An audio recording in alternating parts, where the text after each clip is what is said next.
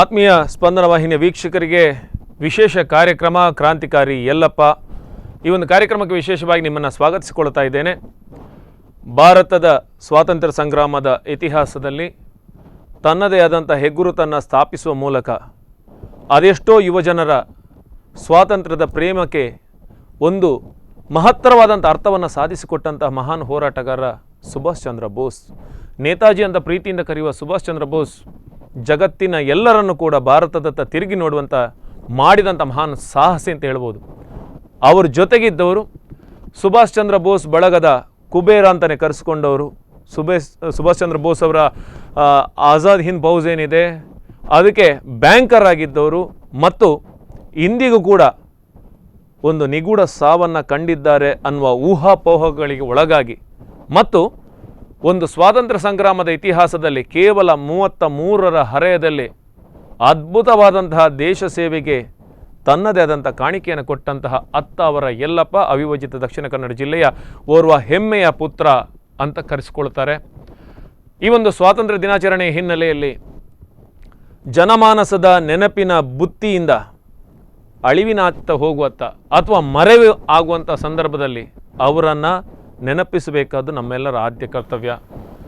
2 ಹೋರಾಟಗಳ ದಾರಿ ಇದೆ, ಮಂದಗಾಮಿತ್ವ, ಇನ್ನೊಂದು ತೀವ್ರಗಾಮಿತ್ವ.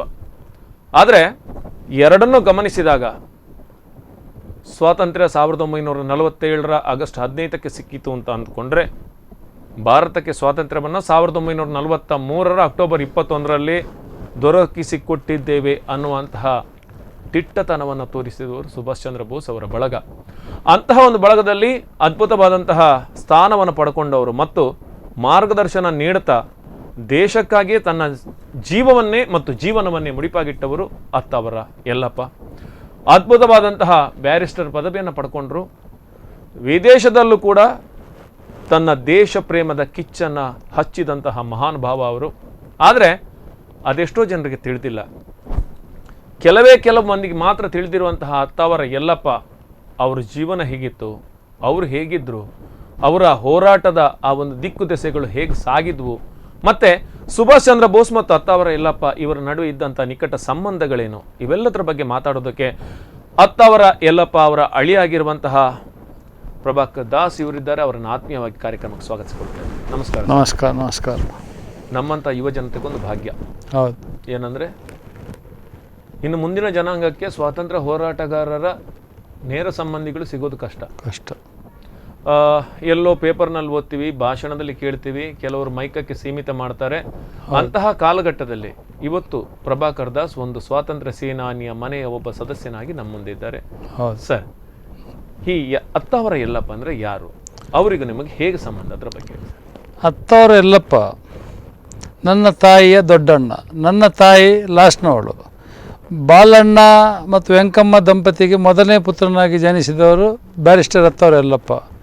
ಅವರು ಮಂಗಳೂರಿನ ಒಂದು ಮುನ್ಸಿಪಲ್ ಶಾಲೆಯಲ್ಲಿ ಅವರ ಪ್ರಾಥಮಿಕ ವಿದ್ಯಾಭ್ಯಾಸವನ್ನು ಮಾಡಿ ನಂತರ ಹೈಸ್ಕೂಲ್ ಲೆವೆಲಿಗೆ ಅಲ್ಲಿ ಪಕ್ಕದ ಮಿಲಾಗ್ರಿಸ್ ಹೈಸ್ಕೂಲಿಗೆ ಸೇರಿಸ್ತಾರೆ ಅವರ ತಂದೆ. ತದನಂತರ ಅವರು ಅಲ್ಲಿ ಗೌರ್ಮೆಂಟ್ ಕಾಲೇಜ್ ಎಂದೇಳಿ ಕಾಲೇಜ್ ಇದೆ, ಸರ್ಕಾರಿ ಕಾಲೇಜ್. ಅಲ್ಲಿ PUC ಅಂದರೆ ಹಾಗೆ ಇಂಟರ್ಮೀಡಿಯೇಟ್ 2 ವರ್ಷದ್ದು, ಅದನ್ನು ಅಲ್ಲಿ ಪಾಸಾಗಿ ನಂತರ ಅವರು ಸೆಂಟ್ ಅಲೋಸಿಸ್ ಕಾಲೇಜಿನಲ್ಲಿ BA ಆನರ್ಸ್ ಅಂತ ಹೇಳಿದರೆ ಅದು 4 ವರ್ಷದ ಕೋರ್ಸ್. 4 ವರ್ಷದಲ್ಲಿ ಅವರು ಪ್ರಥಮ ಶ್ರೇಣಿಯಲ್ಲಿ ಪಾಸಾಗಿ ಅವರಿಗೆ ಹಾಗೆ ಅಸಿಸ್ಟೆಂಟ್ ಕಲೆಕ್ಟರ್ ಪೋಸ್ಟ್ ಕೊಡ್ತಾರೆ. ಇದೇ ಬ್ರಿಟಿಷ್ ಎಂಪರರ್ಸ್ ಕೊಟ್ಟಾಗ ಅವರು ಕೇಳ್ತಾರೆ ಏನಂದೇಳಿದ್ರೆ, ನಾನು ಈ ಉದ್ಯೋಗವನ್ನು ನಾನು ಯಾರದು ಇದು ಮಾತನ್ನು ಪಾಲಿಸಬೇಕು. ಆಗ ಅವರು ಹೇಳ್ತಾರೆ, ನಿನಗಿಂತ ಸೀನಿಯರ್ ಇರೋದು DC ಅಂತೇಳಿದರೆ ಅವ ಬ್ರಿಟಿಷ್ ಎಂಪರರ್ನ ಜನ.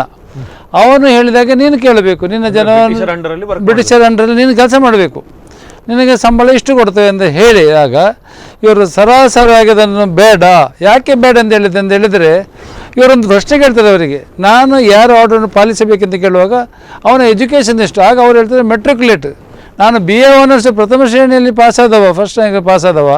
ಒಂದು ಆರ್ಡಿನರಿ ಮೆಟ್ರಿಕ್ಯುಲೇಟಿಗೆ ಪಾಸಾದಂದರೆ ಈಗ SLC ಮೆಟ್ರಿಕ್ಯುಲೇಟ್ ಅಂತ ಹೇಳಿದೆ. ಅವನ ಆರ್ಡರ್ ನಾನು ಪಾಲಿಸಬೇಕೆಂದರೆ ಇದನ್ನು ಸ್ವೀಕರಿಸೋದಿಲ್ಲ, ಆ ಹುದ್ದೆಯನ್ನು ನನಗೆ ಬೇಡ ಅಂದೇಳಿ ಮಂಗಳೂರಿಂದ ರೈಲು ಹಿಡಿದು ಸ್ವಲ್ಪ ದಿವಸ ನಂತರ ತಂದೆ ಸ್ವಲ್ಪ ಹಣ ಕೇಳಿ ತಂದೆಯವರಿಗೆ ಎತ್ತಿನ ಗಾಡಿಯಲ್ಲಿ ಇತ್ತಾಗ ಎರಡೆರಡು ಜೋಡು ಬೋರಿ ಅಂತ ಹೇಳ್ತೇವೆ ನಾವು ತುಳುವಿನಲ್ಲಿ ಹೇಳೋದಾದ್ರೆ ಟ್ರಾನ್ಸ್ಪೋರ್ಟೇಷನ್. ಅದು ರೈಲ್ವೆ ಸ್ಟೇಷನ್ ಮಾರ್ಕೆಟಿಗೆ, ಸೆಂಟ್ರಲ್ ಮಾರ್ಕೆಟಿಗೆ ಮನಸ್ಸಿನ ಸಾಮಾನು ಹೊತ್ಕೊಂಡು ಹೋಗುವಂತ. ಅದು ಅದಕ್ಕೆ ಗಂಟೆಯಲ್ಲಿ ಎತ್ತಂತೆ, ಜಲ ಅಂದರೆ ಗಂಟೆ ಬಾರಿಸಿಕೊಂಡು ಹೋಗುದು.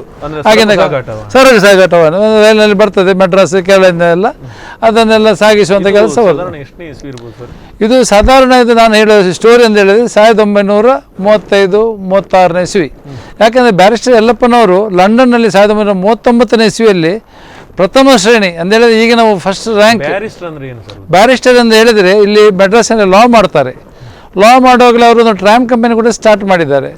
ಟ್ರಾಮ್ ಕಂಪನಿಗೆ ಸ್ಟಾರ್ಟ್ ಮಾಡಿದರೆ ಅವರಿಗೊಂದಲ್ಲಿ ಆಕ್ಸಿಡೆಂಟ್ ಆಗಿದೆ. ಒಬ್ಬ ಬ್ರಿಟಿಷ್ ಅಧಿಕಾರಿ ಬೈಕ್ನಲ್ಲಿ ಹೋಗುವಾಗ ಅವರಿಗೆ ಹೊಡೆದು ಅವರು ಹಾಸ್ಪಿಟಲಲ್ಲಿ ಕೊಂಡೋಗಿ ಹಾಕ್ತಾನೆ. ಅದರಲ್ಲಿ ಅವರಿಗೆ ಸ್ವಲ್ಪ ಹಣ ಕೊಡ್ತಾನೆ, ನಾವು ಎಷ್ಟು ಸಾವಿರ ಹಣ ಕೊಡ್ತಾನೆ. ಆ ಹಣದಿಂದ ಅವರು ಅದನ್ನು ಉಪಯೋಗ ಮಾಡಿ ಅಲ್ಲಿ ಟ್ರಾಮ್ ಕಂಪನಿ ಮಾಡ್ತಾರೆ. ಮಂಗಳೂರಿನ ಇಬ್ಬರು ಸೆಕ್ರೆಟರಿಗಳನ್ನು ಕೊಂಡೋಗಿ ಅಲ್ಲಿ ಕೆಲಸ ಮಾಡಿಸ್ತಾರೆ, ಹೆಂಗಸರನ್ನು. ಅವ್ರ ಹೆಸರು ಡಾಲಿ ಆ್ಯಂಡ್ ಮಾಲಿ ಅಂತೇಳಿ ಹೇಳ್ತಿದ್ರು ಮನೆಯಲ್ಲಿ. ಅವರಲ್ಲಿ ಅದರಲ್ಲಿ ನೋಡಿಕೊಳ್ತಿದ್ರು. ಇವರಲ್ಲಿ LLB ಕೂಡ ಪ್ರಥಮ ಶ್ರೇಣಿಯಲ್ಲಿ ಪಾಸಾಗಿ ಹಡಗು ಹಿಡಿದು ಅವರು ಸೀದಾ ಲಂಡನ್ನಿಗೆ ಹೋಗ್ತಾರೆ. ಯಾಕೆಂದರೆ ಲಾದಲ್ಲಿ ಅತ್ಯುತ್ತಮ ಕೋರ್ಸ್ ಅಂತ ಹೇಳಿದರೆ ಬ್ಯಾರಿಸ್ಟರ್ ಅಂತ ಹೇಳ್ತಾರೆ. ಅದನ್ನು ಕೂಡ ಅಲ್ಲಿ ಅವರು ಪ್ರಥಮ ಶ್ರೇಣಿಯಲ್ಲಿ ಪಾಸ್ ಆಗ್ತಾರೆ. ಅಲ್ಲಿ ಹೋಗುವಾಗ ಅವರ ಮತ್ತೊಬ್ಬರು ಕಸಿನ್ ಇದ್ದರು, ಡಾಕ್ಟರ್ GK ಮುಲ್ಕಿ ಅಂತೇಳಿ, ಗೋಪಾಲಕೃಷ್ಣ ಮುಲ್ಕಿ ಅಂತೇಳಿ. ಅವರು ತದನಂತರ ಈ ಗೋಪಾಲಕೃಷ್ಣ ಮುಲ್ಕಿ ಅವರು ನಮ್ಮ ಡಿಫೆನ್ಸ್ ಮಿನಿಸ್ಟರ್ ಆಗಿದ್ದರು ಜವಾಹರ್ಲಾಲ್ ನೆಹರು ಕಾಲದಲ್ಲಿ. ಅವರ ಪರ್ಸನಲ್ YB ಚೌಹಾಣ್ರ ಪರ್ಸನಲ್ ಡಾಕ್ಟರ್ ಆಗಿದ್ದರು. ಹೌದೌದು. ಅವರನ್ನು ಯಾವಾಗಲೂ ಅವರು ಜೀವಂತ ಇದ್ದರು. ಮಂಗಳೂರಿಗೆ ಬಾಂಬೆಗೆ ಹೋಗಿ ಬರ್ತಾರೆ. ಅವರು ಯಾವಾಗಲೂ ಮನೆಯಲ್ಲಿ ಬಂದು ಹೇಳ್ತಿದ್ದರು, ಅವರು ನಿಮ್ಮ ಅಣ್ಣ ಹೀಗೆ ಒಳ್ಳೆ ಫುಟ್ಬಾಲು, ಹಾಕಿ, ಟೆನ್ನಿಸ್ ಎಲ್ಲ ಆಡ್ತಿದ್ರು, ಎಲ್ಲ ಕತೆ ಹೇಳ್ತಿದ್ರು ಲಂಡನ್ದು. ಆದರೆ ಇದೆಲ್ಲ ಕಥೆಯಾಗಿ ಉಳಿಯಿತು. ನಂತರ ಅವರಲ್ಲಿ ವಾರ್ ಶುರುವಾಗುವಾಗ ನಮ್ಮ ಜಪಾನ್ನವರಿಂದ ಸಹಾಯ, ಜರ್ಮನಿಯವರ ಸಹಾಯದಿಂದ INAಗೆ ತುಂಬ ಉಪಕಾರ ಆಯಿತು. ಯಾಕೆಂತ ಹೇಳಿದರೆ ಅದನ್ನು ನಾವು ಸಾಲದ ರೂಪದಲ್ಲಿ ಪಡೆದು ಆ ಹಣವನ್ನು ನಾವು ಸಾಲಗಾರರಾಗಿ ಜಪಾನಿಗಿರಬಾರ್ದು, ಜರ್ಮನಿಗಿರಬಾರ್ದು, ನಾವು ಸಾಲಗಾರರಾಗಿ ಭಾರತೀಯರು ಎಂದೇಳಿ ಅವರು ಆಗ ಆಜಾದ್ ಹಿಂದ್ ಬ್ಯಾಂಕ್ ಎಂದೇಳಿ ಮಾಡ್ತಾರೆ. ಆಜಾದ್ ಎಂದೇಳಿ ಸ್ವಾತಂತ್ರ್ಯ. ಈ ಸ್ವಾತಂತ್ರ್ಯದೇ ಅವರಿಗೆ ತಲೆಯಲ್ಲಿ ಹಚ್ಚಿಕೊಡ್ಲಿದ್ದಾರೆ, ಬೇರೆ ಏನಿಲ್ಲ. ಹಾಗೆ ಆಜಾದ್ ಹಿಂದ್ ಸರ್ಕಾರದಲ್ಲಿ ಆಜಾದ್ ಹಿಂದ್ ಬ್ಯಾಂಕ್ ಮಾಡ್ತಾರೆ. ಬೇಕಾದಷ್ಟು ಪಂಜಾಬೀಸ್, ಸಿಂಧೀಸ್, ನಾಟಕೋಟ ಚೆಟ್ಟಿಯಾರ್ಸ್ ಬೇಕಾದಷ್ಟು ಹಣ ಕೊಡ್ತಾರೆ. ಯಾಕಂತ ಹೇಳಿದರೆ ಇವರು ಅಲ್ಲಿದ್ದು ಲೀಡಿಂಗ್ ಅಡ್ವೊಕೇಟ್ ಆಗಿದ್ರು ಸಿಂಗಾಪುರದಲ್ಲಿ. ಆದ ಕಾರಣ ಅಲ್ಲಿ ಸುಭಾಷ್ ಚಂದ್ರ ಬೋಸ್ ಹೇಗೆ ಕಾಂಟ್ಯಾಕ್ಟ್ ಆಯಿತು? ಅಲ್ಲಿ ಯಾಕೆ ಕಾಂಟ್ಯಾಕ್ಟ್ ಆಯಿತು ಅಂದರೆ, ಸುಭಾಷ್ ಚಂದ್ರ ಬೋಸರು ಅಲ್ಲಿ ಆಗಿನ ಕಾಲದಲ್ಲಿ 2ನೇ ಮಹಾಯುದ್ಧ ಸ್ಟಾರ್ಟ್ ಆಗುವಾಗ ಅಲ್ಲಿ ಸಿಂಗಾಪುರಕ್ಕೆ ಬರ್ತಾರೆ. ಯಾಕೆ ಸಿಂಗಾಪುರಕ್ಕೆ ಬರಲಿಕ್ಕೆ ಕಾರಣ ಉಂಟು. ಯಾಕೆಂದು ಹೇಳಿದರೆ ಅಲ್ಲೊಬ್ಬರು ರಾಶ್ ಬಿಹಾರಿ ಬೋಸ್ ಅಂತೇಳಿ ಒಬ್ಬರು ಇದ್ದರು. ಅವರು ಕೂಡ ಕ್ರಾಂತಿಕಾರಿ ವೀರರೇ. ಅವರಲ್ಲಿ ಒಬ್ಬರು ಬ್ರಿಟಿಷ್ ಎಂಪರರಿಗೆ ವೈಸ್ರಾಯ್ಗೆ ಬಾಂಬ್ ಹೊಡಿತಾರೆ. ಅದು ತಪ್ಪಿ ಬದುಕ್ತಾನೆ, ಅವರ ಬಾಡಿಗಾರ್ಡ್ ಎಲ್ಲ ಸಾಯ್ತಾರೆ. ರಾಶ್ ಬಿಹಾರಿ ಬೋಸನ್ನು ಸಿಂಗಾಪುರದಿಂದ ತಪ್ಪಿಸಿ ಜಪಾನಿಗೆ ಕಳಿಸ್ತಾರೆ. ಹೇಗೆ ಕಳಿಸಿದ್ರು ಅಂತ ಹೇಳಿದರೆ, ಅಲ್ಲಿ ಹಡಗಿನಲ್ಲಿ ಇದೇ ರವೀಂದ್ರನಾಥ್ ಟಾಗೂರರು ಅಲ್ಲಿಗೆ ಟೋಕಿಯೋಗೆ ಹೋಗುವ ಟೈಮಿಗೆ ಅವರನ್ನು ಬಾಣಸಿಗಿನ ವೇಷದಲ್ಲಿ ಹಡಗೆ ಹತ್ತಿಸಿ ಬಿಡ್ತಾರೆ. ಅಲ್ಲಿ ಆ ರಾಶ್ ಬಿಹಾರಿ ಬೋಸು ಜಪಾನ್ನಲ್ಲಿ ಒಂದು ಬೇಕರಿಯ ಹುಡುಗಿಯನ್ನು ಮದುವೆಯಾಗಿ ಬೇಕರಿಯಲ್ಲಿ ಕೆಲಸ ಮಾಡುತ್ತಾ ಅವರ ಮಗಳನ್ನು ಮದುವೆಯಾಗಿ ಅವರಿಗೊಂದು ಗಂಡು ಮಗು ಹುಟ್ಟುತ್ತದೆ. ಆ ಗಂಡು ಮಗು ತದನಂತರ ಅವರು ಅಲ್ಲಿದ್ದು ಆರ್ಮಿದು ಜನರಲ್ ಆಗಿರ್ತಾರೆ. ರಾಶ್ ಬಿಹಾರಿ ಬೋಸರ ಮಗ ಜಪಾನ್ ಹೆಂಗಸಿಗೆ ಹುಟ್ಟಿದವ. ರಾಶ್ ಬಿಹಾರಿ ಬೋಸ್ ಅಲ್ಲಿ ಮರಣ ಆದ ತಕ್ಷಣ ಅಲ್ಲಿದು ರಾಜ, ಜಪಾನ್ನ ರಾಜ ಅವರ ಸ್ವರ್ಣದ ಪೆಟ್ಟಿಗೆ, ಅವರ ಹೆಣವನ್ನು ಅವರ ರಾಜಕುಮಾರಿ ಅವರ ಮನೆಯವರು ಈ ರಾಶ್ ಬಿಹಾರಿ ಬೋಸ್ ನಮ್ಮ ಭಾರತೀಯನಿಗೆ ಅದರಲ್ಲಿ ಅವರ ಹೆಣ ಕೊಂಡೋಗಬೇಕು ಸುಡಲಿಕ್ಕೆ ಅಂತ ಹೇಳಿ ಕೊಟ್ಟಿದ್ದಾರೆ. ಅದೆಲ್ಲ ಅದು ಅಷ್ಟು ಗೌರವ ಕೊಟ್ಟಿದ್ದಾರೆ. ಯಾಕೆಂತ ಹೇಳಿದ್ರೆ ಈ 2ನೇ ಮಹಾಯುದ್ಧದಲ್ಲಿ ಮಾಡಿದಂಥ ಕೆಲಸ, ಭಾರತೀಯರು ಮಾಡಿದಂಥ ತ್ಯಾಗ, ಭಾರತೀಯರು ಅಷ್ಟು ಹೆಲ್ಪ್ ಮಾಡಿದ್ದಾರೆ. ಜಪಾನಿಯರಿಗೆ ಹೆಗಲಿಗೆ ಕೊಟ್ಟು ಹೆಲ್ಪ್ ಮಾಡಿದ್ದಾರೆ. ಅವರ ಹತ್ರ ಎಮಿನೇಷನ್ ಬರ್ತಿತ್ತು ಜರ್ಮನಿ ಮತ್ತು ಜಪಾನಿಂದ. ಇದೆಲ್ಲ ಆಜಾದ್ ಹಿಂದ್ ಸರ್ಕಾರದ ಬ್ಯಾಂಕಿನಿಂದಲೇ ಹೋಗ್ತಿತ್ತು. ಯಾರಿಗೆ ಸಾಲ ರೂಪದಲ್ಲಿ ನಾವು ಸಾಲಕ್ಕೆ ಹೊಣೆಗಾರರಾಗಿ ನಿಲ್ಲಿಲ್ಲ. ಯಾಕೆಂದರೆ ನಮಗೆ ಸಾಲ ಬೇಡ. ಈಗ ಅಲ್ಲಿ ಸಿಂಗಾಪುರದಲ್ಲಿ ಮತ್ತೆ ಜಪಾನಲ್ಲಿ ಯಾರು ಭಾರತೀಯರಿದ್ರು ಅವರಿಗೆ ಅತ್ತವರ ಯಲ್ಲಪ್ಪನವರು ಸ್ಥಾಪಿಸಿದಂತ ಬ್ಯಾಂಕ್ ಮೂಲಕ ಹಣ ಸಂದಾಯ ಆಗ್ತಿತ್ತು. ಕರೆಕ್ಟ್. ಆದರೆ ಅಲ್ಲಿ ಇವತ್ತಿಗೂ ಕೆಲವರು ಬದುಕಿ ಉಳಿದಿದ್ದಾರೆ. ಅವರನ್ನು ನಾವು ಭೇಟಿಯಾಗಿದ್ದೆವು. ನಾವು ಲಾಸ್ಟ್ ಇಯರ್ ನನಗೆ ಹೋಗಲಿಕ್ಕೆ ಆಗಲಿಲ್ಲ. ಯಾಕೆಂದರೆ ನನಗೆ ತುಂಬ ಹಣದು ಸಂಕಷ್ಟ ಇತ್ತು, ಪ್ರಾಬ್ಲಮ್ ಇತ್ತು ಬಿಸ್ನೆಸ್ನಲ್ಲಿ. ಆದರೆ ಲಾಸ್ಟ್ ಇಯರ್ ನಿಮ್ಮ ಉಡುಪಿಯವರೇ ಇಲ್ಲಿಂದ ಕೆಲವು ಮಂದಿ ಮತ್ತು ಕೆಲವರು ಬೆಂಗಳೂರಿಂದೆಲ್ಲ ಒಂದು 40 ಮಂದಿ ಅವತ್ತು ನಮಗೆ 77 ವರ್ಷದ ಇದು ಸ್ವಾತಂತ್ರ್ಯ ಕೊಟ್ಟ ದಿವಸ ಆವಾಗ ಸುಭಾಷ್ ಚಂದ್ರ ಬೋಸ್ ಅವರು. ಅದಕ್ಕಾಗಿ ಇಲ್ಲಿಂದ 40 ಮಂದಿ ಇಲ್ಲಿಂದ ಹೋಗಿದ್ದರು, ಉಡುಪಿ ಮತ್ತು ಬೆಂಗಳೂರು. ಎಲ್ಲಿಗೆ ಸರ್? ಸಿಂಗಾಪುರಕ್ಕೆ. ಆಗ ನನ್ನನ್ನು ರಿಕ್ವೆಸ್ಟ್ ಮಾಡಿದ್ದು, ನಾನು ಹೇಳಿದೆ ಅದನ್ನು TN ರಾಮಕೃಷ್ಣ ಎಂಬವರು ಬೆಂಗಳೂರಿನವರು ಆರ್ಗನೈಸ್ ಮಾಡಿದ್ದು. ಅವರು ಕೂಡ ಈ ಕ್ರಾಂತಿಕಾರರ ವೀರರ ಬಗ್ಗೆ ತುಂಬ ಬರೀತಾರೆ, ಟಿ ವಿಯಲ್ಲಿ ಮತ್ತು ಪೇಪರಲ್ಲಿ ಬರೀತಾರೆ. TN ರಾಮಕೃಷ್ಣ, ತುರುವೇಕೆರೆ ರಾಮಕೃಷ್ಣ ಅಂತೇಳಿ ನನ್ನ ಮತ್ತು ಆತ್ಮೀಯನಾಗಿ ಗೆಳೆಯ. ಅವ ಹೇಳಿದ, ಹಣ ನಾವು ಹಾಕ್ತೇವೆ ಬಾ. ನಾನು ಇನ್ನೊಬ್ಬರ ಹಣದಿಂದ ನಾನು ಹೋಗಲಿಕ್ಕೆ ತಯಾರಿಲ್ಲ, ನನ್ನ ಹಣಗೆ ನನ್ನ ಹತ್ರ ಇಲ್ಲ, ತುಂಬ ಕಷ್ಟದಲ್ಲಿದ್ದೇನೆ ಅಂತ ಹೇಳಿದ್ದೇನೆ. ಆದರೆ ಅವರು ಸಿಂಗಾಪುರಕ್ಕೆ ಹೋಗಿ ಬರುವಾಗ INA ಮೊನುಮೆಂಟ್ ಹೆಡ್ ಅಂತೇಳಿ ಒಂದು ದೊಡ್ಡ ಪ್ಲಕಾರ್ಡ್ ಉಂಟು, ಒಂದು ದೊಡ್ಡದಲ್ಲಿ ಬರೆದಿದ್ದಾರೆ, Indian national army monument head. ಅದರದ್ದು ಕೂಡ ನನ್ನ ಹತ್ರ ಫೋಟೋ ಉಂಟು, ನಾನು ಹೋದ ಟೈಮಿಗೆ ತೆಗೆದದ್ದು. ಅಲ್ಲಿ ನಮಗೆ ರಾಯಭಾರಿ ಕಚೇರಿಯಲ್ಲಿ ಸ್ವಾಗತ ಮಾಡಿ ನಮಗೆ ಅಲ್ಲಿ ಊಟದ ಉಪಚಾರ ಎಲ್ಲ ಮಾಡಿದರು. ಆದರೆ ನಾನು ಊಟಕ್ಕೆ ನಿಲ್ಲಿಲ್ಲ, ಯಾಕೆಂದರೆ ನಾನು ಇನ್ನೊಬ್ಬರ ಊಟವನ್ನು ಸ್ವೀಕರಿಸೋ ಜನ ಅಲ್ಲ. ಯಾಕೆ ನನಗೆ ಬೇಕಾದಷ್ಟು ನನಗೆ ಉಂಟು, ನಾನು ಸಾಕ್ತೇನೆ, ನನ್ನ ಜೀವಕ್ಕೆ ಇನ್ನೊಬ್ಬರದ್ದು ಬೇಡ, ಆ ಥರ. ಅಲ್ಲಿ ಒಂದು ಸ್ಪೀಚ್ ಮಾಡಲಿಕ್ಕೆ ಸಹ ಹೇಳಿದೆ, ಸ್ಪೀಚ್ ಒಳ್ಳೆ ಮಾಡಿದ್ದೇನೆ. ಆಗ ನನ್ನೊಟ್ಟಿಗೆ ಚಂದ್ರಕುಮಾರ್ ಬೋಸ್ ಅವರ ಪತ್ನಿ ಮತ್ತು ಕೆಲವರೆಲ್ಲ ಇದ್ದರು, ಸುಭಾಷ್ ಬೋಸ್ ಫ್ಯಾಮಿಲಿಯವರು ಎಲ್ಲರೂ ಇದ್ದರು. ನಾನು ಅತ್ತಾರ ಯಲ್ಲಪ್ಪರ ಫ್ಯಾಮಿಲಿ ಬಗ್ಗೆ ನಾನು ಮತ್ತು ನನ್ನ ಹೆಂಡತಿ ರೆಪ್ರೆಸೆಂಟ್ ಮಾಡಿದ್ದೆವು. ಸಿಂಗಾಪುರದಲ್ಲಿ ಹೋಗಿ ಅವರೆಲ್ಲ ಕುರುಹುಗಳನ್ನೆಲ್ಲ ನೋಡಿ ಅಲ್ಲಿ ಫೋಟೋ ಎಲ್ಲ ತೆಗೆದುಕೊಂಡು ಬಂದಿದ್ದೇವೆ. ಅಲ್ಲಿ ಕೂಡ ಇಂಡಿಯನ್ ನ್ಯಾಷನಲ್ ಆರ್ಮಿದು ಕುರುಹುಗಳು ಇವತ್ತು ಇದೆ. ನಿಮಗೆ ಹೇಗೆ ನೆನಪು ಹೇಗಿದೆ ಸರ್? ಈಗ ಅಲ್ತಾವರೆಲ್ಲಪ್ಪ ಅವರನ್ನು ಯಾವ್ದಾದ್ರು ನೋಡಿದ್ರ ಹೇಗೆ? ನಾನು ಅವರನ್ನು ನೋಡಿದ್ದು ಫೋಟೋದಲ್ಲಿ ಮಾತ್ರ. ಯಾಕೆಂದೇಳಿ ನಾನು ಹುಟ್ಟಿದ್ದು ಕಾನ್ಪುರದಲ್ಲಿ, ಕ್ಯಾಪ್ಟನ್ ಲಕ್ಷ್ಮಿಯವರ ಮನೆಯಲ್ಲೇ ಹುಟ್ಟಿದವ ಕಾನ್ಪುರದಲ್ಲಿ ನಾನು. ಅಲ್ಲಿ ಸಣ್ಣದಿರುವಾಗ ನನ್ನ ಬಾಲ್ಯ ಶಾಲೆ 4ನೇ 5ನೇ ಕ್ಲಾಸ್ ತನಕ ಅಲ್ಲಿ ಆಯಿತು. ನಂತರ ನನ್ನನ್ನು ಇಲ್ಲಿ ಮಿಲಗ್ರಿ ಶಾಲೆ ತಂದು ಹಾಕಿ ನಂತರ ಅಲ್ಲಿ ಮನೆಯಲ್ಲಿ ಮಾತಾಡೋ ವಿಷಯದಲ್ಲಿ ಎಲ್ಲ ಇದೆ. ಯಾಕೆಂತ ಹೇಳಿದರೆ ಒಂದು ಅಷ್ಟು ದೊಡ್ಡ ಜನ, ಕುಬೇರ ಬ್ಯಾಂಕ್ ಹೋಯಿತು, ಅದು ಹೋಯಿತು, ಎಜುಕೇಷನ್ ಹೋಯಿತು, ಎಲ್ಲ ಹೋಯಿತು, ಜೀವವೇ ಇಲ್ಲ. ನಮಗಿನ್ನೇನು ಉಳಿದಿದೆ? ಕಡು ಬಡತನ. ಎಷ್ಟು ವರ್ಷದಲ್ಲಿ ತೀರ್ಕೊಂಡ್ರು ಸರ್? ಅವರು 33 ವರ್ಷದಲ್ಲಿ ಇವತ್ತಿಗೆ ಎಲ್ಲಿ ಹೋಗಿದ್ದಾರೆ ಎಂಬುದಿಲ್ಲ. ಯಾಕೆಂದರೆ ಸುಬ್ರತ ಬೋಸ್ ಎಂಬರವರು ಅಣ್ಣನ ಮಗ ಇವತ್ತಿಗೆ ಹೇಳ್ತಾರೆ, ಅವರ ಮನೆಯಲ್ಲಿ ಸುಭಾಷಿಗೂ ತಿಥಿ ಆಗಲಿಲ್ಲ ಪ್ರಭಾಕರ್. ನಿಮ್ಮ ಮನೆಯಲ್ಲಿ ತಿಥಿ ಆಯ್ತಾ ಪ್ರಭಾಕರ್ ಅಂತ ಕೇಳುವಾಗ ಇಲ್ಲ, ಅವರಿಗೆ ಮಾಡಲಿಲ್ಲ. ಯಾಕೆಂದರೆ ಅವರ ಸತ್ತ ದಿವಸ ಇನ್ನೂ ಸಿಕ್ಕಲಿಲ್ಲ ನಮಗೆ. ವೀಕ್ಷಕರೇ, ಬಹುಶಃ ಸ್ವಾತಂತ್ರ್ಯ ಸಂಗ್ರಾಮದ ಒಂದಷ್ಟು ವಿಚಾರಗಳನ್ನು, ಪುಟಗಳನ್ನು ಹಿಂತಿರುವಿದಾಗ ನಮಗೆ ದಾಖಲೆ ಆಗದಿದ್ದ ಅದೆಷ್ಟೋ ಘಟನೆಗಳು ನೆನಪಿಗೆ ಬರ್ತವೆ. ಕೆಲವಂತೂ ಕಣ್ಣಾಲಿಗಳನ್ನು ತೇವಗೊಳಿಸಬಹುದು, ಮನಸ್ಸುಗಳಿಗೆ ಒಂದಷ್ಟು ನೋವನ್ನು ಕೊಡಬಹುದು. ಇದು ನಮಗಲ್ಲ, ಆ ಕುಟುಂಬದ ಸದಸ್ಯರಿಗೆ.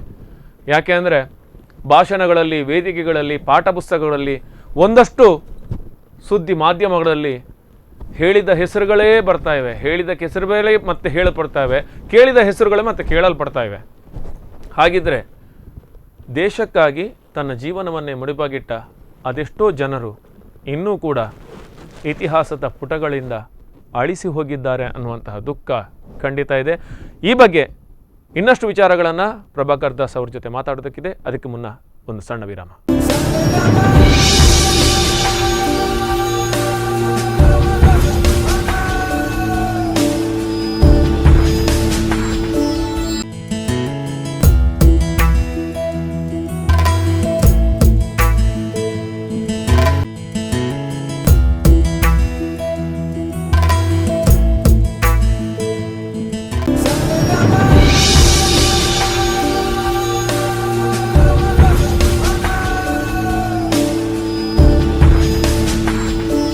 ಆತ್ಮೀಯ ವೀಕ್ಷಕರೇ, ವಿರಾಮದ ಬಳಿಕ ಮತ್ತೆ ಕ್ರಾಂತಿವೀರ ಅತ್ತಾವರ ಯಲ್ಲಪ್ಪ ಈ ಕಾರ್ಯಕ್ರಮಕ್ಕೆ ತಮ್ಮೆಲ್ಲರೂ ಕೂಡ ಸ್ವಾಗತವನ್ನು ಬಯಸ್ತಾ ಇದ್ದಾನೆ. ನಮ್ಮ ಜೊತೆ ಇದ್ದಾರೆ. ನಾನು ಕೇವಲ ಅವ್ರ ಮಾತುಗಳನ್ನು ಮಾತ್ರ ಕೇಳ್ತಾ ಇದ್ದೇನೆ. ಕಾರಣ ಏನಂದರೆ ಅಷ್ಟು ವಿಚಾರಗಳಿವೆ, ಒಂದಷ್ಟು ಮನಸ್ಸಿನ ತುಂಬ ನೆನಪುಗಳ ಸುರುಳಿಗಳನ್ನು ಬಿಚ್ಚುತ್ತಾ ಹೋದ ಹಾಗೆ ನಾವು ಎಷ್ಟನ್ನು ಮರ್ತಿದ್ದೀವಿ ಅನ್ನೋದನ್ನು ಪ್ರಭಾಕರ್ ದಾಸ್ ಅವರು ನಮಗೆ ಹೇಳ್ತಾ ಇದ್ದಾರೆ. ಅತ್ತಾವರ ಯಲ್ಲಪ್ಪ ಮದುವೆಯಾಗಿ 16 ದಿನದಲ್ಲೇ ತನ್ನ ಪತ್ನಿಯನ್ನು ಬಿಟ್ಟು ದೇಶ ಸೇವೆಗೆ ಹೋಗ್ತಾರೆ. ಆದರೆ ಕೊನೆಯವರೆಗೂ ಕಾದಿರುವಂತಹ ಪತ್ನಿಗೆ ತನ್ನ ಗಂಡನ ಮುಖವನ್ನು ನೋಡೋದಕ್ಕೆ ಸಾಧ್ಯವಾಗೋದಿಲ್ಲ. ಅವರು ಮನೆಯ ಸಮೀಪದ ಕೆರೆಯಲ್ಲಿ ತನ್ನ ಪ್ರಾಣವನ್ನು ಕಳ್ಕೊಳ್ತಾರೆ. ಇದೆಲ್ಲ ಇವತ್ತು ಪ್ರಭಾಕರ್ ದಾಸ್ ಮತ್ತು ಅವರು ಯಾರ ಹತ್ರ ಹೇಳಿದ್ದವರು ಅವ್ರಿಗೆ ಮಾತ್ರ ಗೊತ್ತಿರುವಂತಹ ಸತ್ಯ. ಆದರೆ ನಾವು ಇದನ್ನು ತಿಳ್ಕೊಳ್ಳುವಂಥ ಪ್ರಯತ್ನವನ್ನು ಮಾಡೋದಿಲ್ಲ ಮತ್ತು ಅದರ ಬಗ್ಗೆ ನಮಗೆ ಗಂಭೀರತೆ ಇಲ್ಲ. ಯಾಕಂದರೆ ನಮ್ಮ ಸ್ವಾತಂತ್ರ್ಯದ ಹೋರಾಟಗಳು ಆಗಸ್ಟ್ 15ಕ್ಕೆ ಬೆಳಿಗ್ಗೆ ಆರಂಭ ಆಗಿ ಸಂಜೆಯೊಳಗೆ ಮುಗಿದೋಗುತ್ತೆ. ಹೀಗಿರುವಾಗ ಅತ್ತಾವರ ಯಲ್ಲಪ್ಪ ಅನ್ನುವಂಥ ಓರ್ವ ಕ್ರಾಂತಿಕಾರಿ ವೀರನ ಬಗ್ಗೆ ಒಳ್ಳೆಯ ಮಾತುಗಳು ಮತ್ತು ಅವರ ಸಾಧನೆಗಳ ಬಗ್ಗೆ ನಾವು ಮೆಲುಕು ಹಾಕಬೇಕಾದ್ದು ನಮ್ಮೆಲ್ಲರ ಕರ್ತವ್ಯ ಅಂತ ತಿಳ್ಕೊಳ್ತಾ ಮತ್ತೊಮ್ಮೆ ಕ್ರಾಂತಿವೀರ ಅತ್ತಾವರ ಯಲ್ಲಪ್ಪ ಕಾರ್ಯಕ್ರಮಕ್ಕೆ ಸ್ವಾಗತವನ್ನು ಕೊಡ್ತಾ ಮುಂದುವರಿಸ್ತೇನೆ. ಪ್ರಭಾಕರ್ ದಾಸ್ ಸರ್, ಈ ಅತ್ತಾವರ ಯಲ್ಲಪ್ಪ ಅವರ ಆ ಹೋರಾಟದ ಕೊನೆಯ ಕ್ಷಣಗಳು, ಅಂದರೆ ನಾವು ಯಾವತ್ತಿಂದ ಅತ್ತಾವರ ಯಲ್ಲಪ್ಪ ನಮಗೆ ಅವರ ಸುದ್ದಿ ಇಲ್ಲ ಅನ್ನೋದು ಬರ್ತದೆ, ಅದು ಹೇಗಿತ್ತು ಆ ಒಂದು? ಹೌದು, ಅದು ಹೇಗಂತ ಹೇಳಿದರೆ ಅವರು ಮಿಲಿಟ್ರಿಯನ್ನು ಕರೆದುಕೊಂಡು ಸೀದಾ ಬರ್ಮಾ ತನಕ ಅಟ್ಯಾಕ್ ಮಾಡಿಕೊಂಡು ಬಂದಿದ್ದರು ಅವರ ಬ್ರಿಟಿಷರ ವಿರುದ್ಧ ಬ್ಯಾಟಲಿಯನ್. ಹೌದು, ಅದಕ್ಕೆ ಉದಾಹರಣೆ ನಮ್ಮ ಮಂಗಳೂರಿನವರೇ ಉಡುಪಿಯವರೇ ಆದ ಕರ್ನಲ್ ಸುಂದರ್ರಾವ್ ಒಬ್ಬರಿದ್ದರು. ಅವರು ನಿಜವಾಗಿಯೂ ಕೆಲಸ ಸಿಗಲಿಲ್ಲದಲ್ಲಿ ಬಾಂಬೆಗೆ ಹೋದವರು, ಮಂಗಳೂರಿಂದ ಉಡುಪಿಯಿಂದ. ಕರ್ನಲ್ ಸುಂದರ್ರಾವ್ ಉಡುಪಿಗೆ ಹೋಗಿ ಅಲ್ಲಿ ಕೆಲಸ ಸಿಗಲಿಲ್ಲದಲ್ಲಿ ಮಿಲಿಟ್ರಿಗೆ ಲೈನಿಗೆ ನಿಲ್ತಾರೆ, ಬ್ರಿಟಿಷ್ ಮಿಲಿಟ್ರಿಯಲ್ಲಿ ಸರ್ವ್ ಮಾಡ್ತಾರೆ. ಬ್ರಿಟಿಷ್ ಸರ್ವ್ ಮಾಡುವಾಗ ಅವರು ಯುದ್ಧ ಖೈದಿಯಾಗಿ ಸುಭಾಷ್ ಚಂದ್ರ ಬೋಸ್ಗೆ ಮಿಲಿಟ್ರಿಗೆ ಸಿಕ್ಕಾಕೊಳ್ತಾರೆ. ಆದರೆ ಸುಭಾಷ್ ಚಂದ್ರ ಮಿಲಿಟ್ರಿಯವರು ನಮ್ಮೆಲ್ಲರ ವರ್ಣ ಸೇಮ್, ಕಲರ್ ಸೇಮ್, ಆದ ಕಾರಣ ಅವರನ್ನು ಕೊಲ್ಲುವುದಿಲ್ಲ. ಅವರು ಹೇಳ್ತಾರೆ ನೀನು ಯೂನಿಫಾರ್ಮ್ ಚೇಂಜ್ ಮಾಡು. ಅವರು ಹೇಳಿದ ಮಾತಿದ್ದು ನನ್ನೊಟ್ಟಿಗೆ. ನಾನು ಅವರೊಂದಿಗೆ ನಮ್ಮ ಮನೆಗೆ ನಾನು ಅವರ ಮನೆಗೆ ಹೋಗಿ ಆತ್ಮೀಯತೆಯಿಂದ ಕೆಲವು ಮಾತುಕತೆಗಳನ್ನು ನಡೆಸಿದ್ದೆ. ಪ್ರದೇಶದವರು ಸರ್ ಅವರು ಉಡುಪಿಯಲ್ಲಿ ಅವರು ಸುಂದರರಾವ್ ಅಂದರೆ ಉಡುಪಿ ಸುಂದರರಾವ್ ಅವರು ಕಲ್ಸಂಕ ಸೈಡ್ನವರೇ ಆಗಿರಬೇಕು ಅಷ್ಟು.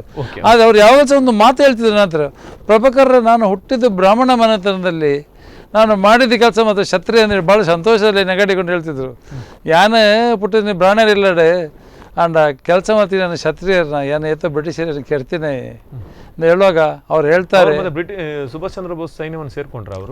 ಸುಭಾಷ್ ಚಂದ್ರ ಬೋಸ್ ಅವರು ಯುದ್ಧ ಖೈದಿಯಾಗಿ ಸೇರಿಕೊಳ್ತಾರೆ. ಆದರೆ ಅವರಿಗೆ ಏನು ಮಾಡೋದಿಲ್ಲ. ಅವರು ಅವರ ಯೂನಿಫಾರ್ಮನ್ನು ತೆಗೆಸಿ ಅವರ ಗನ್ನನ್ನು ನಮ್ಮ ಬೆಟ್ಟಲಿಗೆ ಅವರನ್ನು ಸೇರಿಸಿಕೊಂಡು ಅವರು ಹೇಳ್ತಾರೆ, ಒಂದು ಮಾತು ಹೇಳಿದರು. ಯಾಕೆಂತ ಹೇಳಿದರೆ ಆ ಒಂದು ಸ್ಟೇಜಿನಲ್ಲಿ ಸುಭಾಷ್ ಚಂದ್ರ ಬೋಸ್ ಯಲ್ಲಪ್ಪರೆಲ್ಲ ಇದ್ದರು. ಅವರು ಸೌತ್ ಇಂಡಿಯನ್ಸ್ನವರಿಗೆ ಯುದ್ಧದ ರಣರಂಗಕ್ಕೆ ಕಳಿಸ್ತಿರಲಿಲ್ಲ. ಯಾಕೆಂದರೆ ನೀವೆಲ್ಲ ಸೌತ್ನವರು ಸ್ವಲ್ಪ ಇಂಟೆಲಿಜೆಂಟ್, ಭಾಳ ಬುದ್ಧಿವಂತರು. ಯಾಕಂದರೆ ನೀವು ದನದ ಹಾಲು ಕುಡಿಯೋರು, ನಾವು ಆಚೆ ಸೈಡ್ನವರೆಲ್ಲ ಎಮ್ಮೆ ಹಾಲು ಕುಡಿಯೋರು. ಅದು ಮಾತು ಕೂಡ ಒಂದು ಉಲ್ಲೇಖನ ಇದೆ ಒಂದು ಬುಕ್ಕಲ್ಲಿ, ಆ ಬುಕ್ಕಲ್ಲಿ ನನ್ನ ಹತ್ರ ಇದೆ. ಆದರೆ ಅವರೊಂದು ಹೇಳಿದ ಮಾತಿನಾಗೆ ಇವರಿಗೆಲ್ಲ ಇಂಟೆಲಿಜೆನ್ಸಿ ಕೆಲಸ ಕೊಡ್ತಾರೆ. ಯುದ್ಧ ಭೂಮಿಯಲ್ಲಿ ರಣರಂಗದಲ್ಲಿ ಹೋಗಿ ಕೊಂದು ನೀವು ಸಾಯಬೇಡಿ, ನೀವು ಅಲ್ಲಿ ಇಂಟೆಲಿಜೆನ್ಸ್ ಮಾಡಿ ಬ್ರಿಟಿಷರು ಏನು ಹುನ್ನಾರ ಮಾಡ್ತಿದ್ದಾರೆ ನಮ್ಮ ಮೇಲೆ ಅದನ್ನು ಕಲೆಕ್ಟ್ ಮಾಡಿ ಇವರಿಗೆ ಇನ್ಫಾರ್ಮೇಷನ್ ಕೊಡಬೇಕು. ಯಲ್ಲಪ್ಪನವ್ರದ್ದು ಕೊನೆಗೆ ಏನಂತ ಹೇಳಿದ್ರೆ, ಕ್ಯಾಪ್ಟನ್ ಲಕ್ಷ್ಮಿ ಹೇಳುವ ಮಾತಿನ ಹಾಗೆ ಅವರ ಬರ್ಮದಲ್ಲಿ ಅವರಿಗೆ ಒಂದು ಬಾಂಬ್ ಬಿದ್ದು ಅದರಲ್ಲಿದ್ದ ಮೊಳೆ ಅಂದರೆ ನೇಲ್ಸ್ ಎಲ್ಲ ಕುಪ್ಪಿ ನೇಲ್ಸ್ ಚೂರುಗಳೆಲ್ಲ ಅವರ ಬಾಡಿಗೆ ತಾಗಿ ಅವರಿಗೆ ಟಿಟನಸ್ ಆಗ್ತದೆ ಅಂತ ಹೇಳ್ತಾರೆ. ಆದರೆ ಮುಂಚಿನ ದಿವಸ ಚಂಡನ್ ನಾಯರ್ ಎಂಬ ಸುಭಾಷ್ ಬೋಸರ ಲಾಸ್ಟ್ ಡ್ರೈವರ್ ಅವರಿಲ್ಲಿ ಕಾಂಜಂಗಾಡ್ನಲ್ಲಿ ಉದಾಹರಣೆ ಎಲ್ಲ ಬಂದಿದೆ, ಅದರ ವಿಷಯ 2 ಸಲ ಬಂದಿದೆ. ಅವರು ಕಿಂಗ್ ಕೋಬ್ರ ಅಂದರೆ ಕಾಳಿಂಗ ಸರ್ಪದೊಟ್ಟಿಗೆ ವಾಸವಾಗಿದ್ದರು. ಆಗ ನನ್ನ ಸಣ್ಣ 2 ಮಕ್ಕಳು ಹೆಣ್ಮಕ್ಕಳು, ನಾನು ನನ್ನ ಹೆಂಡತಿಲ್ಲ ಚೀಮೇನಿಗೆ ಹೋಗಿದ್ದೆವು.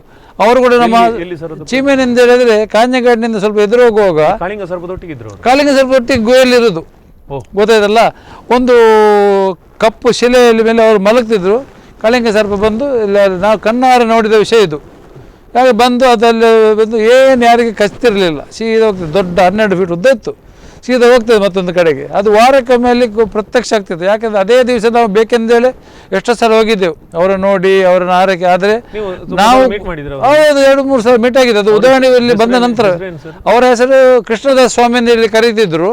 ಅವರ ನಿಜ ಹೆಸರು ಚಂಡನ್ ನಾಯರ್. ಅದು ಕೂಡ ಪೇಪರ್ ಕಟ್ಟಿಂಗ್ ಉಂಟು ನಂತರ. ಆದರೆ ಅವರು ಹೇಳುವ ಹಾಗೆ ಮುಂಚೆ ಅವರು ಹೇಗೆ ಸಾಯೋದು ಬರ್ಮಾದಲ್ಲಿ, ನಾನು ಮತ್ತು ಸುಭಾಷ್ ಚಂದ್ರ ಬೋಸನ್ನು ಆ ಏರೋಪ್ಲೇನಿಗೆ ಬಿಡುವಾಗ ಅವರು ನಿನ್ನ ಮಾವ ಯಲ್ಲಪ್ಪ ಸಾಹೇಬ್ ಅವರು ಕೂಡ ಇದ್ದರು. ಅವರು ಸುಭಾಷ್ ಚಂದ್ರ ಬೋಸ್ ಹೇಳ್ತಿದ್ದರು, ನೀನು ಸದಾ ನನ್ನೊಟ್ಟಿಗೆ ಬಾ ಎಂದು ಹೇಳಿದ ಮಾತನ್ನು ನಾನು ಕೇಳಿದ್ದೇನೆ. ಆದರೆ ಈಗ ಏನಾಗಿದೆ ಎಂದು ಹೇಳಿದರೆ, ಒಂದು ಬರ್ಮಾದಲ್ಲಿ ಕ್ಯಾಪ್ಟನ್ ಲಕ್ಷ್ಮಿ ಹೇಳಿದಾಗ ಸತ್ತಿದ್ದಾರೋ ಅದು ಗೊತ್ತಿಲ್ಲ, ಡೇಟ್ ಗೊತ್ತಿಲ್ಲ. ಮತ್ತು ಸುಭಾಷ್ ಚಂದ್ರ ಬೋಸ್ ಒಟ್ಟಿಗೆ ಆಗಸ್ಟ್ 18ಕ್ಕೆ 1945ನೇ ಇಸವಿ ಅವರು ವಿಮಾನ ಪತನವಾಯಿತು ತೈಹೋಕ್ ಏರ್ಪೋರ್ಟ್ನಲ್ಲಿ. ತೈಹೋಕ್ ಏರ್ಪೋರ್ಟ್ ಅಂತ ಹೇಳಿದರೆ ಇವತ್ತಿನ ತೈವಾನ್. ಅಲ್ಲಿಗೆ ಕೂಡ ನಾವು ಹೋಗಿ ನೋಡಿದ್ದೇವೆ. ಅಲ್ಲಿಗೆ ದೊಡ್ಡ 5 ಸ್ಟಾರ್ ಹೋಟೆಲ್ ಆಗಿದೆ. ಅದು ಎಲ್ಲಿ ಹೋಗಿ ನೋಡಿದರೂ ಈಗ ಸಿಂಗಾಪುರದಲ್ಲಿರುವಂಥ ಕುರುಹುಗಳು ಇವನು ನ್ಯಾಷನಲ್ ಆರ್ಕೈವ್ಸಿಗೆ ಹೋಗಿದ್ದೇವೆ. ನ್ಯಾಷನಲ್ ಆರ್ಕೈವ್ಸ್ನಲ್ಲಿ ಸಹ ಕೂಡ ಯಲ್ಲಪ್ಪರ ಹೆಸರುಂಟು. ದೊಡ್ಡ ವಿಷಯ ಅಂತೇಳಿ ಅವರು ಹೇಳೋದೇನು ಗೊತ್ತಲ್ಲ, ನೀವು ಏನಾದರೂ ಹಣಕ್ಕೆ ಬಂದಿದ್ದೀರಾ, ಹಣ ಅಂದರೆ ದೊಡ್ಡ ಗಂಟೆ ಸಿಗ್ತದೆ ಅಂತೇಳಿ ಅವರು ನಂಬುತ್ತಾರೆ. ಆದರೆ ನಾವು ಕಲಿತು ಇವತ್ತು ಒಳ್ಳೆ ಸ್ಥಾನಮಾನದಲ್ಲಿದ್ದೇವೆ, ನಮಗೆ ನಿಮ್ಮ ಗಂಟು ಬೇಡ. ನೀವು ಇದೇ ಪ್ರೀತಿಯಲ್ಲಿ ನೇತಾಜಿ ಸುಭಾಷ್ ಚಂದ್ರ ಮೇಲಿನ ಪ್ರೀತಿಯಲ್ಲಿ ನೇತಾಜಿ ಆಸ್ಪತ್ರೆಯನ್ನು 21 ವರ್ಷಗಳಿಂದ ಅದಕ್ಕೆ ಕಾರಣ ಉಂಟು. ಅದಕ್ಕೆ ಕಾರಣ ಅಂತ ಹೇಳಿದ್ರೆ, ನಾನು ಆಗ ಎಬೋರ್ಡ್ನಲ್ಲಿ ಒಳ್ಳೆ ಕೆಲಸದಲ್ಲಿದ್ದೆ. ಸೌದಿ ಅರೇಬಿಯಾ, ಬ್ಯಾರಿನ್, ದುಬೈಯಲ್ಲಿ ಒಳ್ಳೆ ಕೆಲಸ, ಒಂದು ಒಳ್ಳೆ ಕಂಪನಿಯಲ್ಲಿದ್ದೆ. ಇವತ್ತಿಗೆ ನನ್ನ ಸಹಪಾಠಿಗಳು ಈ ನಿಮ್ಮ ಸ್ಟುಡಿಯೋಗೆ ಬರೋ ಮೊದಲು ನಾನು ಅವ್ರ ಹತ್ರ ಮಾತಾಡಿದ್ದೇನೆ. ಈಗ ನನ್ನನ್ನು ಕಾಯ್ತಿದ್ದಾರೆ, ಅವರು ಕೂಡ ಉಡುಪಿಯಲ್ಲಿ ಕಾಯ್ತಿದ್ದಾರೆ ಇಬ್ಬರು. ಹಾಗೆ ಅಲ್ಲಿ ಇರುವಾಗ ಅವರ ಸಹಪಾಠಿಗಳೆಂದರೆ ಸುಭಾಷ್ ಚಂದ್ರ ಬೋಸರ ಇವತ್ತಿಗೆ ಎಲ್ಲ ಮನೆತನದವರು, ಚಂದ್ರಕುಮಾರ್ ಬೋಸ್ ಆಗಿರಲಿ, ಸುಬ್ರತ ಬೋಸ್ ಮನೆ ಇತ್ತೀಚೆಗೆ ತೀರಿ ಹೋದರು. ಅವರು 9 ಬಾರಿ ಮೆಂಬರ್ ಆಫ್ ಪಾರ್ಲಿಮೆಂಟ್ ಆಗಿದ್ದರು. ಅವರು ಕೂಡ ಈ ಮಣಿಪಾಲಕ್ಕೆ, ಉಡುಪಿಗೆ ಮತ್ತು ಮಂಗಳೂರಿಗೆ ಬರ್ತಿದ್ದರು. ಅವರೊಬ್ಬರು ಮೊಮ್ಮಗಳು ಇಲ್ಲಿ ಮಣಿಪಾಲದಲ್ಲಿ KMC ಕಲಿತಿದ್ಲು, ಚಿತ್ರಾ ಬೋಸ್ ಎಂದೇಳಿ. ಅದಕ್ಕೆ ಬರುವಾಗ ಮಂಗಳೂರಿಗೆ ಬಂದು ನಮ್ಮನ್ನು ನೋಡಿ ಹೋಗ್ತದೆ. ಇವನು ಭಗತ್ ಸಿಂಗಿನ ತಂಗಿಯ ಮಗ ಸುಬ್ರತ ಬೋಸ್, ಅವರು ಬೋಸ್ ಫ್ಯಾಮಿಲಿಯವರು. ಇವರು ಭಗತ್ ಸಿಂಗಿನ ತಂಗಿಯ ಮಗ ಒಬ್ಬರು ಇದ್ದರು, ಅವರು ಕೂಡ ನಮ್ಮಲ್ಲಿ ಬರ್ತಿದ್ದರು. ಅವರು ಖರಗ್ಪುರದಲ್ಲಿ ಪ್ರೊಫೆಸರ್ ಆಗಿದ್ದರು, ಪ್ರೊಫೆಸರ್ ಜಗಮೋಹನ್ ಸಿಂಗ್. ಸರ್, ಈಗ ಅತ್ತಾವರ ಯಲ್ಲಪ್ಪ ಅವರು ಇನ್ನೂ ಅವರ ಸಾವು ನಿಗೂಢವಾಗಿದೆ ಸುಭಾಷ್ ಚಂದ್ರ ಬೋಸ್ ರೀತಿಯಲ್ಲಿ. ಹೀಗಿರುವಾಗ ಸರ್ಕಾರ ಅತ್ತಾವರ ಯಲ್ಲಪ್ಪ ಅವರನ್ನು ಸರಿಯಾಗಿ ನೆನಪಿಸಿಕೊಳ್ತಾ ಇಲ್ಲ ಅನ್ನುವಂಥ ನಿಮಗೆ ಕೊರಗಿದೆಯಾ? ಕೊರಗಿದೆ. ಯಾಕೆಂತ ಹೇಳಿದರೆ, ಯಾರೋ ಸಣ್ಣ ಸಣ್ಣ ಕಾರ್ಪೊರೇಟರ್, ಕೌನ್ಸಿಲರ್ ಸತ್ತರೆ ಒಂದೊಂದು ಮಾರ್ಗಕ್ಕೆ ಹೆಸರು ಇಡ್ತಾರೆ. ಇದು ನಮ್ಮ ರಾಜಕೀಯದ ಇದು ಹುನ್ನಾರ. ಆದರೆ ಒಂದು ದೇಶಕ್ಕಾಗಿ ದುಡಿದು ಇಷ್ಟು ದೊಡ್ಡ ಬ್ಯಾರಿಸ್ಟರ್ ಡಿಗ್ರಿ ಹಿಡಿದವರು, ಆಗ ದೇಶದಲ್ಲಿ ಬ್ಯಾರಿಸ್ಟರ್ ಕಲ್ತವ್ರು 10 ಮಂದಿ ಮಾತ್ರ. ಅದರಲ್ಲಿ ಗಾಂಧಿನವರು ಕೂಡ ಬ್ಯಾರಿಸ್ಟರೇ. ನಾವು ಅವರನ್ನು ಇವತ್ತು ಮಾರ್ಕ್ ತೆಗಿಲಿಲ್ಲ, ಕಮ್ಮಿ ಆಗಿದೆ ಅಂತ ಹೇಳೋದಿಲ್ಲ. ನಮ್ಮವ್ರು ದೊಡ್ಡವರೊಂದು ರ್ಯಾಂಕ್ ತೆಗೆದ ನಾವು ಹೇಳೋದಿಲ್ಲ. ಆದರೆ ಇಷ್ಟು ದೊಡ್ಡ ವ್ಯಕ್ತಿ ರ್ಯಾಂಕ್ ಪಡೆದು ಯುದ್ಧ ಭೂಮಿಗೆ ಹೋಗಿ ಬ್ರಿಟಿಷರನ್ನು ಅಲ್ಗಾಡಿಸಿ ಹೋಗಿದ್ದ, ಯುದ್ಧ ಮಾಡಿ. ಅವರ ಒಂದು ರೋಡಿಗೆ ಅತ್ತಾವರದಲ್ಲಿ ಇರಲಿ, ಎಲ್ಲಿಯಾದರೂ ಏನಾದರೂ ಮಾಡಿದ್ದಾರೆ ಸರ್ಕಾರ? ಸರ್ಕಾರ ಇವತ್ತು ನನಗೆ ಹೇಳಿದರೆ ನಾನು ಅವರ ಸ್ಟ್ಯಾಚ್ಯೂ ಹಾಕಲಿಕ್ಕೆ ರೆಡಿ ಇದ್ದೇನೆ. ಇಲ್ಲೇ ದೊಡ್ಡ ಸರ್ಕಲ್ ಕೊಡಿ ನಮಗೆ, ನಾನೇ ಸ್ಟ್ಯಾಚ್ಯೂ ಹಾಕ್ತೇನೆ. ಹೇಗೆ ಮಲೇಷ್ಯಾದಲ್ಲಿ ಉಂಟಾ, ಹೇಗೆ ಸಿಂಗಾಪುರದಲ್ಲಿ ಉಂಟಾ, ಅದೇ ಥರ ನಾವು ಮಾಡಲಿಕ್ಕೆ ರೆಡಿ ಇದ್ದೇವೆ ಫ್ಯಾಮಿಲಿಯವ್ರ ಒಟ್ಟಾಗಿ. ಸರ್, ಬಹಳಷ್ಟು ಬೇಜಾರದ ವಿಚಾರ. ಯಾಕೆಂದರೆ ಅತ್ತಾವರ ಯಲ್ಲಪ್ಪ ಅನ್ನುವಂತಹ ಒಬ್ಬ ಕ್ರಾಂತಿಕಾರಿ ವೀರ ತನ್ನ ಹೆಜ್ಜೆ ಗುರುತುಗಳನ್ನು Burma, Singapore, Malaysia, Taiwan, Japan, up to Manipur, ಇಲ್ಲೆಲ್ಲ ತನ್ನ ಸಾಧನೆಯನ್ನು ತೋರಿಕೊಂಡವರು ಮತ್ತು ಅಲ್ಲಿನ ಜನಕ್ಕೆ ಅಷ್ಟೊಂದು ಪರಿಚಿತರಾದವರು. ಆದರೆ ನಮ್ಮೂರಿನಲ್ಲೇ ಹುಟ್ಟಿದಂಥ ವ್ಯಕ್ತಿಯ ಬಗ್ಗೆ ನಮಗೆ ಅರಿವಿಲ್ಲ ಅನ್ನೋದು ಬಹಳ ಬೇಜಾರದ ವಿಚಾರ. ಕೊನೆಯದಾಗಿ ಸರ್, ನಮ್ಮ ಯುವ ಜನತೆಗೆ ಏನು ಹೇಳಲಿಕ್ಕೆ ಇಚ್ಛೆಪಡ್ತೀರಿ? ಯುವ ಜನತೆ ನಾನು ಏನು ಹೇಳೋದೆಂದು ಹೇಳಿದರೆ, ನೀವು ನೋಡಿ, ಎಲ್ಲರಿಗೆ ಅವರ ತಾಯಿ ಅಂದರೆ ಮಾತೃ ತಾಯಿ, ಅವರು ಹುಟ್ಟಿದ ಊರು, ಅವರ ತಾಯಿ, ಅವರನ್ನು ಹುಟ್ಟಿಸಿದ ತಾಯಿ ಮತ್ತು ಮಾತೃಭೂಮಿ, ಈ 2 ತಾಯಿಗಳು ಗ್ಯಾರಂಟಿ. ಯಾಕೆಂದರೆ ನಮ್ಮ ಭೂಮಿ ಇಲ್ಲದೆ ನಾವು ನಲಿದಾಡಲಿಕ್ಕಾಗಲಿ, ಏನು ಮಾಡಲಿಕ್ಕೆ ಸಾಧ್ಯ? ಬರೋದು ಭೂಮಿ, ಹೋಗೋದು ಭೂಮಿಗೆ. ಆದ ಕಾರಣ ನಮ್ಮ ಭೂಮಿಯನ್ನು ನೀವು ಹುಟ್ಟಿದ ನಂತರ ತಾಯಿಗೆ ಸಮಾನವಾಗಿ ನೀವು ಪ್ರೀತಿಸಿರಿ, ತಾಯಿಯಂತೆ ನೋಡಿಕೊಳ್ಳಿ. ಈ ಭೂಮಿ ಯಾವತ್ತೂ ನಿಮಗೆ ಅನ್ನ ನೀರು ಕೊಡುವಂಥ ಭೂಮಿ. ಯಾವತ್ತು ನೀವು ಕಲಿತು ಎಜುಕೇಷನ್ ಒಳ್ಳೆ ಮಾಡಿ, ವಿದ್ಯಾಭ್ಯಾಸ ಒಳ್ಳೆ ಮಾಡಿ, ಒಳ್ಳೆ ದೇಶದ ಒಳ್ಳೆ ಪ್ರಜೆಗಳಾಗಿ ಬಾಳಿರಿ. ದೇಶ ಎಂಬ ಚಿಂತನೆ ಇರಲಿ. ದೇಶ ಇದ್ದರೆ ನಾವು ಇದ್ದೇವೆ. ಇವತ್ತು ನಾವು ಕೊರೋನಾ ಮುಕ್ತ ದೇಶ ಮಾಡಬೇಕೆಂದರೆ ನಾವು ಹೊಣೆದಾಡಬೇಕು. ಯಾರು ಅದಕ್ಕಾಗಿ ನೀವು ಹೆದರಬೇಡಿ. ಕೊರೋನಾ ಬಂದಿದೆ ಅಂದರೆ ಯಾರು ಹೆದರೋ ಅವಶ್ಯ ಇಲ್ಲ. ನಿಮ್ಮ ಆರೋಗ್ಯ ಸ್ಥಿತಿಗತಿಯನ್ನು ಒಳ್ಳೆಯದು ಮಾಡಿ, ಒಳ್ಳೆ ತಿನ್ನಿಸ್ತು ತಿನ್ನಿ, ಒಳ್ಳೆ ಫುಡ್ ತಿನ್ನಿ. ಅದು ನಿಮಗೆ, ನಿಮ್ಮ ಇಮ್ಯುನಿಟಿ ಒಳ್ಳೆಯದು ನಿಮಗೆ ಯಾವತ್ತೂ ಬರೋದಿಲ್ಲ. ಏನಾದರೂ ಒಳಗೆ ನಿಮಗೇನು ತೊಂದರೆ ಇದ್ದರೆ ಮಾತ್ರ ಅಲ್ಲಿ ಹೋಗಿ ಕೂತ್ಕೊಂಡು ನಿಮಗೆ ತೊಂದರೆ ಮಾಡ್ತದೆ. ಆದರೆ ನಿಮ್ಮ ಜೀವ ರಕ್ಷಣೆ ನೀವೇ ಮಾಡಬೇಕು, ನಿಮ್ಮ ವಿದ್ಯಾಭ್ಯಾಸ ನೀವೇ ಕಲಿಬೇಕು. ನಿಮ್ಮ ಮಾತೃಭೂಮಿಯ ಹೊಣೆಯನ್ನು ನಿಮ್ಮಲ್ಲೇ ಇಟ್ಟುಕೊಂಡು ದೇಶವನ್ನು ಮುನ್ನಡೆಯುವಂತೆ ನೀವು ಮಾಡಿ. ದೇಶವನ್ನು ಯಾವಾಗಲೂ ಸಹ ನಮ್ಮ ದೇಶ ಪ್ರೇಮ ಒಂದು ನಿಮ್ಮಲ್ಲಿ ಯಾವಾಗಲೂ ಇರಲಿ. ಯಾವ ದೇಶಕ್ಕೆ ಹೋಗಿ, ಯಾವ ದೇಶದ ಡಾಲರ್ ತನ್ನಿ, ಏನು ಮಾಡಿ. ಆದರೆ ಭಾರತ ದೇಶ ಅಂತ ದೇಶ ಇಲ್ಲಿ ಎಲ್ಲ ಉಂಟು. ನಮ್ಮ ಭೂಮಿಯಲ್ಲಿ ಸ್ವಿಟ್ಜರ್ಲ್ಯಾಂಡ್ ಇದೆ, ಮರುಭೂಮಿ ಇದೆ, ಸೌದಿ ಅರೇಬಿಯಾ ಎಲ್ಲ ಉಂಟು. ರಾಜಸ್ಥಾನಕ್ಕೆ ಹೋದರೆ ಮರುಭೂಮಿ, ಕಾಶ್ಮೀರಕ್ಕೆ ಹೋದರೆ ಸ್ವಿಟ್ಜರ್ಲ್ಯಾಂಡ್. ಈ ಭಾರತದಂಥ ಭೂಮಿ, ನಾನು ಹಲವು ದೇಶಗಳಲ್ಲಿ ತಿರುಗಾಡಿದ್ದೇನೆ. ಈ ಭೂಮಿಯಲ್ಲಿ ತಿರುಗಾಡೋದು ಜಾಗ ಇಲ್ಲ. ಆದರೆ ನಮ್ಮ ಭಾರತದಂಥ ದೇಶವನ್ನು ಇವತ್ತು ಉನ್ನತವಾಗಿ ನೀವು ಬೆಳಗಿಸಿ, ಖಂಡಿತವಾಗಿ ಮಾಡಿ ಈ ದೇಶವನ್ನು ಒಳ್ಳೆ ದೃಢತೆಯನ್ನು ಕಂಡುಕೊಳ್ಳಿ. ಅದೇ ನನ್ನ ಅದ್ಭುತವಾದಂತಹ ಮಾತುಗಳನ್ನು ಪ್ರಭಾಕರ್ ದಾಸ್ ಅವರು ಹೇಳಿದ್ದಾರೆ. ಓರ್ವ ಕ್ರಾಂತಿಕಾರಿ ಅತ್ತಾವರ ಯಲ್ಲಪ್ಪ ಅವರ ಅಳಿಯನಾಗಿ ಒಂದಷ್ಟು ನೆನಪುಗಳನ್ನು ಮೆಲುಕು ಹಾಕ್ಕೊಂಡಿದ್ದಾರೆ. ಜೊತೆಗೆ ಇಂದಿನ ಜನತೆ, ಇನ್ನ ಜನಾಂಗ ಖಂಡಿತವಾಗಿಯೂ ತಿಳಿದುಕೊಳ್ಳಬೇಕಾದ ಮತ್ತು ನಮ್ಮ ನೆನಪಿನ ಅಂಚಿನಿಂದ ಜಾರುತ್ತಿರುವ ಅದೆಷ್ಟೋ ಸ್ವಾತಂತ್ರ್ಯ ಹೋರಾಟಗಾರರ ನೆನಪುಗಳನ್ನು ಮತ್ತೆ ನಾವು ತಿಳಿದುಕೊಳ್ಳುವುದಕ್ಕೆ, ಮತ್ತೆ ನೆನಪಿಸಿಕೊಳ್ಳುವುದಕ್ಕೆ, ಮತ್ತೆ ಒಂದಷ್ಟು ಹೊಸ ವಿಚಾರಗಳನ್ನು ನಾವು ಅಧ್ಯಯನ ಮಾಡುವುದಕ್ಕೆ ಈ ಒಂದು ಕಾರ್ಯಕ್ರಮ ಪೂರಕ ಆಗಿದೆ ಅಂದ್ಕೊಳ್ತೀನಿ. ಅದರ ಜೊತೆಗೇ ಓರ್ವ ಕ್ರಾಂತಿಕಾರಿ ವೀರನಾಗಿ ಅವಿಭಜಿತ ದಕ್ಷಿಣ ಕನ್ನಡ ಜಿಲ್ಲೆಯ ಅತ್ತಾವರದ ಯಲ್ಲಪ್ಪ ಎನ್ನುವಂತಹ ವ್ಯಕ್ತಿ ಹೇಗೆ ತನ್ನ ಪ್ರಭಾವವನ್ನು ಬಳಸಿದ್ರು ಮತ್ತು ಹೇಗೆ ತನ್ನ ಸಾಧನೆಯನ್ನು ಮಾಡಿದ್ದಾರೆ ಅನ್ನೋದನ್ನು ಸಂಪೂರ್ಣವಾಗಿ ನಮ್ಮ ಜೊತೆ ಹಂಚಿಕೊಂಡದಕ್ಕಾಗಿ ಶ್ರೀ ಪ್ರಭಾಕರ್ ದಾಸ್ ಇವರಿಗೆ ನಮ್ಮ ಸ್ಪಂದನ ಪರವಾಗಿ ವಂದನೆಗಳನ್ನು ಸಮರ್ಪಿಸ್ತೇನೆ. ಸ್ಪಂದನ ಟಿವಿಯವರು ಮತ್ತು ಬಳಗದವರಿಗೆ ನನ್ನ ಫ್ಯಾಮಿಲಿ ಪರವಾಗಿ ನನ್ನ ಪರವಾಗಿಯೂ ವಂದನೆಗಳು. ಖಂಡಿತ. ನಮಸ್ಕಾರ. ಸುದ್ದಿ ಮತ್ತು ಮನೋರಂಜನೆಗೆ ನೋಡ್ತಾ ಇರಿ ಸ್ಪಂದನ.